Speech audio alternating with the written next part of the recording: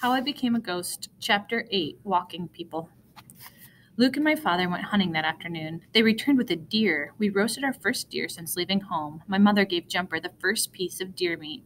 The next morning, Old Man and Old Woman stayed in their lean-to. Most of our Choctaw friends stayed inside too, curled up in their blankets. No one laughed. By afternoon, Choctaw people from every lean-to moaned and cried. Old people, young people, everyone cried. As the day turned to darkness, a young girl shouted, "I am burning!" Her mother ran to the swamp and brought her a cup of water. "We should get a good night's sleep," my father said. "We will be leaving in the morning." "Where will we go?" Mother asked. "Away," my father answered, "far away." "I hate to leave our friends," Mother said. "So do I," said Father, "but there's nothing we can do to help them." I had a bad dream that night. I dreamt of what would happen in a few days. Old Man and Old Woman were covered in sores. They itched and burned, and the sores never went away. Everyone with the blankets had the sores. How did my mother know? I asked myself. How did she know the blankets carried smallpox? Smallpox was a dark secret. It climbed from the blankets and carried the sores. I already seen smallpox, but I didn't know it. A week earlier, when I saw Old Man and Old Woman playing like children in the river, I saw smallpox. With my ghost eyes, I saw it. Some Choctaws became ghosts before the shotguns. Some became ghosts from burning houses. But the blankets made more ghosts than any guns or fires. The smallpox blankets were ghost-making blankets. Our days in the swamp were over. Early the next morning, we gathered our belongings and left the camp. We walked all day and slept in the woods. The next morning, we came to a road as far as we could see. Choctaw people were walking. Soldiers drove wagons, and Choctaws walked. The road was covered with snow and ice. Most of the Choctaws had blankets wrapped around their shoulders. When my father saw the blankets, he pulled up close. We followed this band of soldiers and walking Choctaws for 3 days, hiding in the tree shadows, unseen by anyone. I carried Jumper, so he couldn't chase the walking people, but he didn't even try to get away.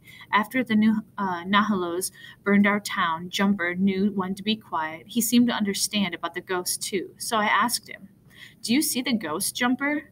"Do you promise not to tell?" he said. "I won't tell anyone, I promise."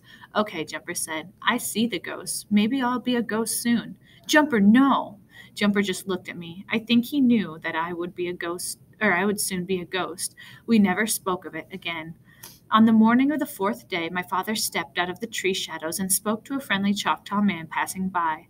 "My family has no place to go," my father said. "Our town was burned, and we have been living in the woods." "You can come with us," the man said. "My name is Gabe. We're going to a new home, a home they will never take from us." "The blankets?" my father asked. "Did soldiers give you blankets?" I knew what he was thinking. He was remembering the ghost-making blankets. "Yes," Gabe said. "They are thick and warm." My father nodded. "I am Zeke. This is my wife, Ochi. These are my sons, Luke and Isaac. This is my wife, Ruth," Gabe said. "You're welcome to join us." Ruth lifted her hand from under the blanket and waved. I couldn't see her face, but I could hear her laughter from under the blanket. "I'm cold," she said. Ruth was short and round, and I knew she would be a funny friend. I saw something wiggling under her blanket. "Mama," a tiny voice said. Ruth lifted the blanket, and a little girl stood next to her. "This is Nita," Ruth said. Nita buried her face in the blanket. "She is so shy," said Ruth. "She is 5 years old." "Halito, Nita," we all said. She didn't look at us, but she waved. Just like her mother, Gabe said. Everybody laughed. My family joined the walkers that day. After the burning of our town, the days in the swamp, and the blankets with smallpox, my family joined the walkers. We were on our way to a new home. But we were not alone. Mr. Jonah came to me at the first night. After sundown, Gabe and my father built a campfire close to the road. We had dried corn for our first night's meal. I was so hungry that I could have eaten the corn uncooked. But with wild onions roasted over the log fire, it was delicious. After supper, we sat close to the fire. "Do you want me to get you blankets?" Gabe asked my father. "The soldiers have blankets in the wagon." "Not yet," my father said. "We will wait a few days." We all slept close together. It was warmer that way. Sometime after midnight, when everyone was asleep, I felt a warm shiver and sat up. The ghost of Mr. Jonah sat next to me. "We are waiting for you," he said.